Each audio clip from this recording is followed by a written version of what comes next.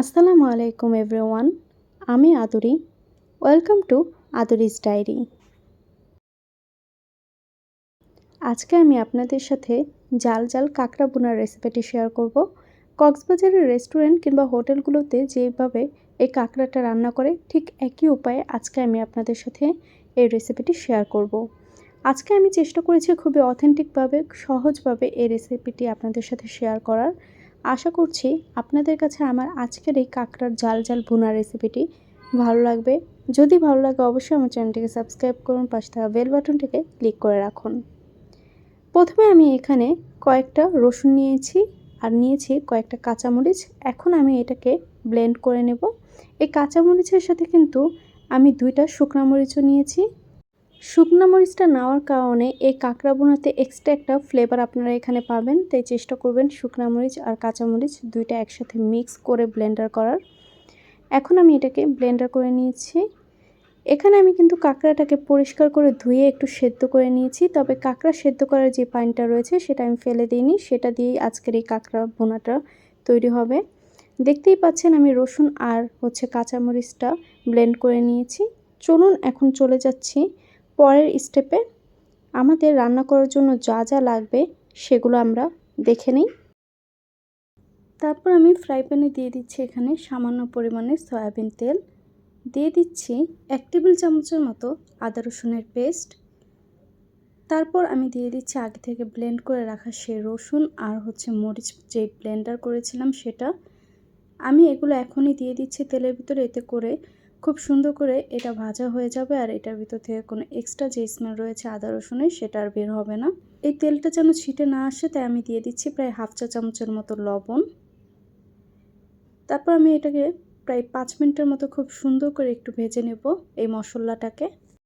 মশলাটাকে আমার তেলের সাথে খুব সুন্দর করে ভাজা হয়ে গেছে। এখন আমি এখানে 1/2 কাপের থেকে একটু কম পানি দিয়ে দিচ্ছি যেন এই মশলাটাকে আমি খুব সুন্দর করে কষিয়ে নিতে পারি। আমি প্রথমেই বলেছিলাম কাঁকড়ার যেই পানিটা রয়েছে সেটা দিয়ে কিন্তু আমি আজকের এই কাঁকড়া ভুনাটা করব। যেহেতু আমার মশলাটা খুব সুন্দর করে কষিয়ে নেওয়া হয়ে গেছে, তারপর আমি এর ভিতরে দিয়ে দিচ্ছি আমাদের সেই সেদ্ধ করে রাখা কাঁকড়াগুলো। দেখতেই পাচ্ছেন আমি কিন্তু এখানে এক্সট্রা কোনো মশলা অ্যাড করিনি, যেহেতু জিরা বাটা এবং ধনিয়া এগুলো কোনো কিছুই অ্যাড করিনি। আজকে আমি এই কাঁকড়া ভুনাটা পুরো একদম বেসিকলি যেভাবে রান্না করে কক্সবাজারে ঠিক সেরকমভাবেই ইজিভাবে তৈরি করার চেষ্টা করেছি। তারপর কাঁকড়ার ভিতরে যে মজকটা থাকে সেটা আমি দিয়েছি। প্রথমেই কিন্তু আমি এটা অ্যাড করিনি, না হয় দেখা যেত এটা কিন্তু পুরোপুরি গলে যেত, যার কারণে আমি কাঁকড়াটা যখন দিয়েছি তার একটু পরেই এটা দিয়েছি, আলাদা করে উঠিয়ে রেখেছিলাম। এখন আমি এই কাঁকড়াটাকে একটু 5 মিনিটের মতো ঢেকে দিচ্ছি।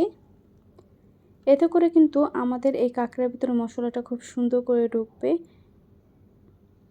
দেখতেই পাচ্ছেন আমি কাঁকড়ার ভিতরে যে পাগুলো রয়েছে সেগুলো কিন্তু একটু ছেঁচে দিয়েছি, যার কারণে এই কাঁকড়ার ভিতরে এক্সট্রা যে মশলাটা রয়েছে সেটা যেন এই পাগুলোর ভিতরে ঢুকতে পারে খুব সুন্দর করে।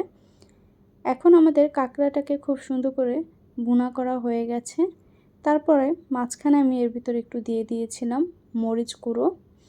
আমি একটু যেহেতু জাল জাল করবো এই কাঁকড়াটা, তাই মাঝখানে একটু মরিচের গুঁড়ো অ্যাড করেছিলাম। মরিচের গুঁড়োটা আপনারা পরে অ্যাড করবেন, যেহেতু প্রথমে আমি কাঁচা মরিচ, শুকনা মরিচ এগুলো দিয়েছিলাম, তাই আমি এটা পরেই অ্যাড করেছি। এখন আমাদের এই কাঁকড়াটা কিন্তু কষিয়ে নেওয়া হয়ে গেছে। আমি এখানে প্রায় 1 কাপের মতো পানি দিয়ে দিচ্ছি যেন এই কাঁকড়াটা খুব সুন্দর করে সেদ্ধ হয় এবং ভিতরে মশলাটা খুব ভালো করে ঢোকে। এই কাঁকড়াটা বেসিকলি হবে পুরো একদম কাঁকড়ার ভিতরে একটা জুসি ভাব থাকবে এবং এটা একটু ঝাল ঝাল হবে।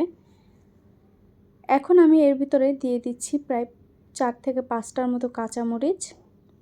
আপনারা ঝালটা কে কতটুকু পছন্দ করেন সেই অনুযায়ী দিবেন, তবে আজকের এই কাঁকড়া ভুনাটা একটু ঝাল ঝাল টাইপ হবে, যার কারণে আমি এখানে মরিচের পরিমাণগুলো একটু বেশি দিয়েছি।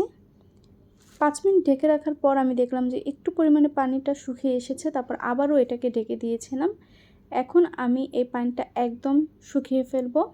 দেখতেই পাচ্ছেন আমার কিন্তু কাঁকড়াটা একদম রেডি, যেহেতু আমি কাঁকড়ার ভিতরে কোনো রকমের এক্সট্রা পানি রাখিনি, একদম এটাকে ভুনা ভুনা করে ফেলেছি। আমার এই কাঁকড়া ভুনাটা বাসায় একবার হলেও রান্না করে দেখুন, দেখবেন একদম অথেন্টিক টেস্ট পাবেন।